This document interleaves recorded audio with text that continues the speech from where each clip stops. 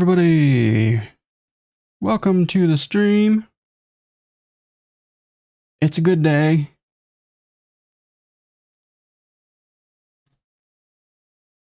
For one very important reason. The war criminal Donald Rumsfeld is dead. So, we had to hop on to the Coffin dance. And for those that don't know who Donald Rumsfeld was, we're going to go over that. And then we'll give him the proper send-off.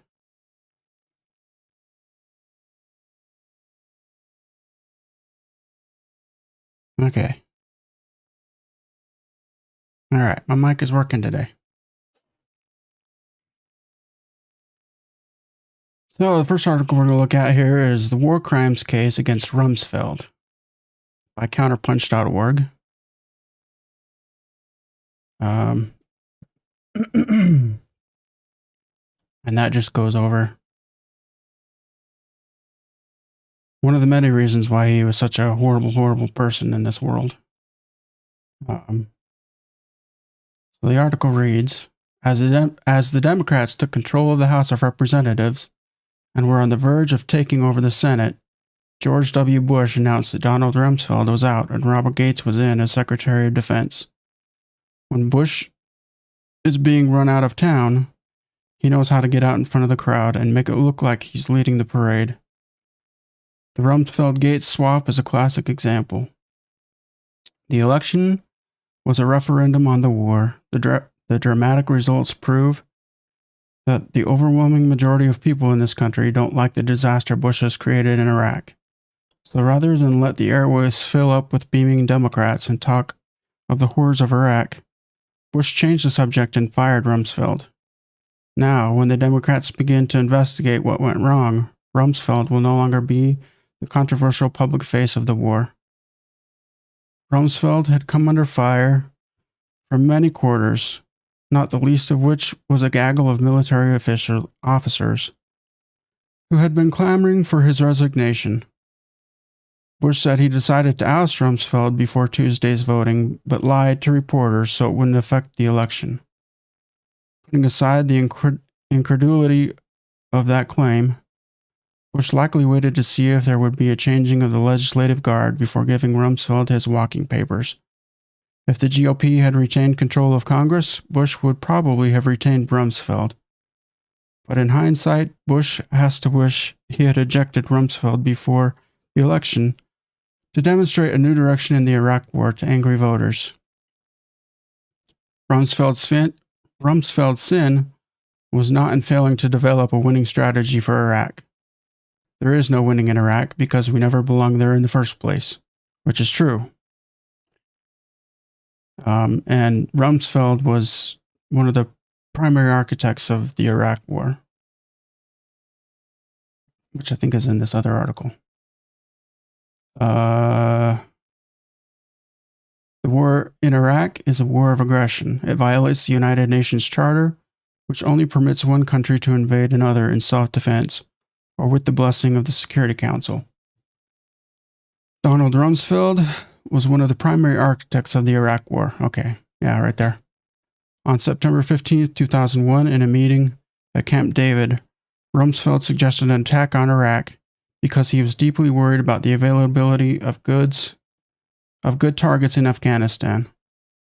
Former Treasury Secretary Paul O'Neill reported that Rumsfeld articulated his hope to dissuade other nations from asymmetrical challenges to U.S. power.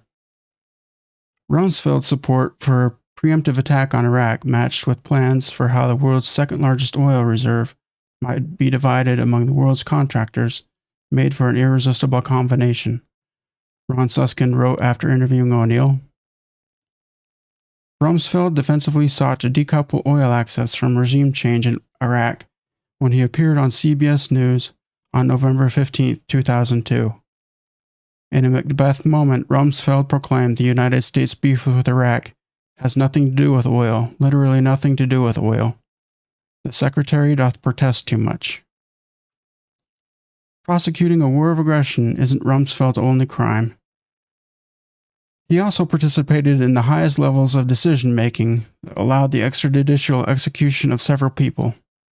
Willful killing is a grave breach of the Geneva Convention, which constitutes a war crime. In his book Chain of Command, The Road from 9/11 to Abu Ghraib, Seymour Hersh described the Unacknowledged Special Access Program, SAP, established by a top-secret order Bush signed in late 2001 or early 2002.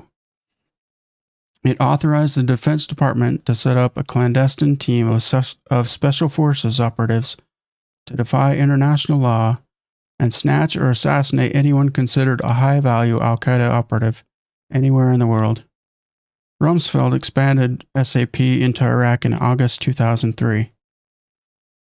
But Rumsfeld's crimes don't end there.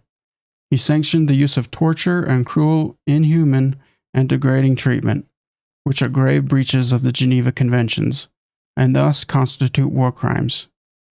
Rumsfeld approved interrogation techniques that included the use of dogs, removal of clothing, hooding, stress positions, isolation for up to 30 days, 20-hour interrogations, and deprivation of light and auditory stimuli.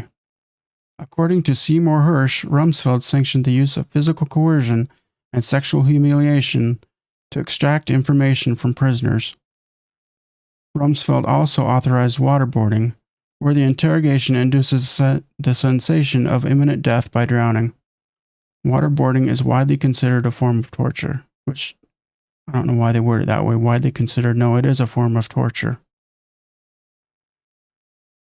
Rumsfeld was intimately involved with the interrogation of a Saudi detainee, Mohammed al-Qahtani, at Guantanamo in late 2002.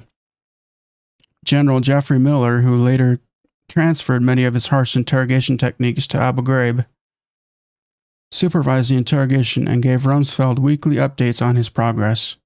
During a 6-week period, al-Qahtani was stripped naked, forced to wear women's underwear on his head, denied bathroom access, threatened with dogs, forced to perform tricks while tethered to a dog leash, and subjected to sleep deprivation.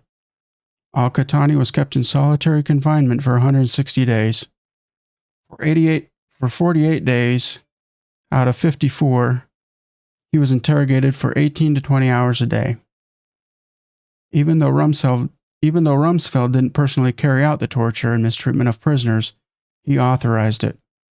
Under the doctrine of command responsibility, a commander can be liable for war crimes committed by his inferiors if he knew or should have known they would be committed or did nothing to stop or prevent them. The U.S. War Crimes Act provides for prosecution of a person who commits war crimes and prescribes life imprisonment or even the death penalty if the victim dies. Although intending to signal a new direction in Iraq with his nomination of Gates to replace Rumsfeld, Bush had no intention of leaving Iraq. He is building huge permanent U.S. military bases there. Gates, at the helm of the Defense Department, Bush said, can help make necessary adjustments in our approach. Bush hopes he can bring congressional Democrats on board by convincing them he will simply fight a smarter war.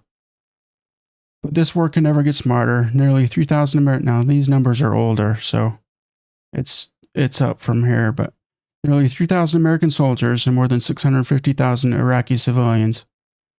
And that number, we'll never know the exact number because the Bush administration hid that number.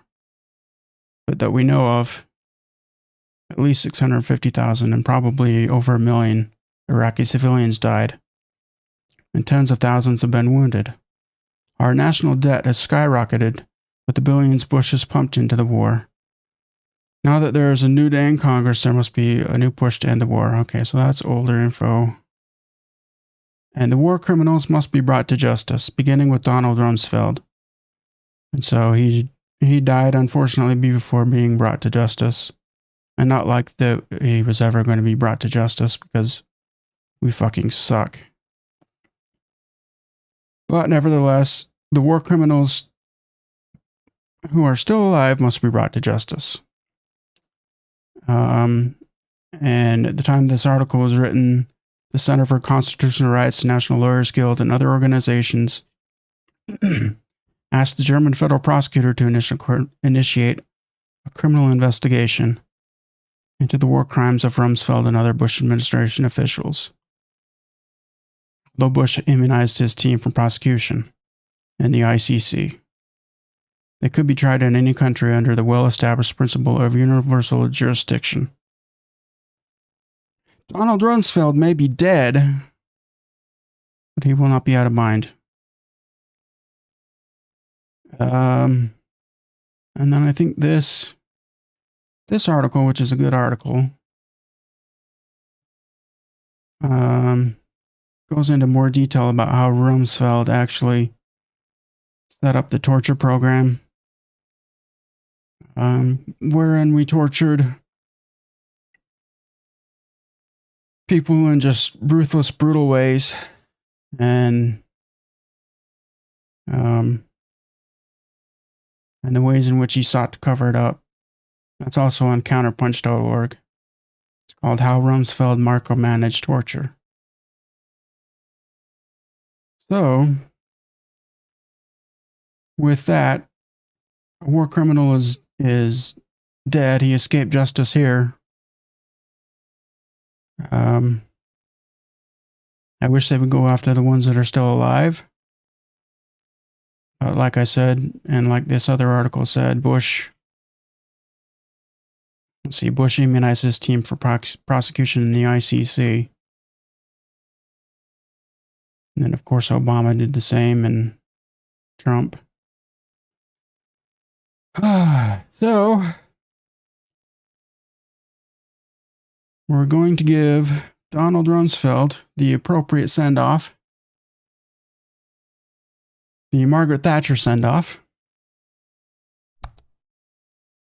and then that'll be the end of this stream. And sorry about this morning's stream. I streamed for 40 minutes before I realized my mic was off. The stream was a bust. And then shortly after I got off is when we got the news. So let's give old Don Rumsfeld the proper Margaret Thatcher send-off. Any good? Not a bit of good. Not a bit. I'd put a stake through her heart and garlic round her neck to make sure she never come back. Isn't that a pretty horrible thing to say when her funeral's going on right now? Too bad, too bad. And with that, thanks so much for joining me and swinging by. And next stream will be Friday at 1 p.m. Eastern. So yeah, we'll see you then. Have a good night.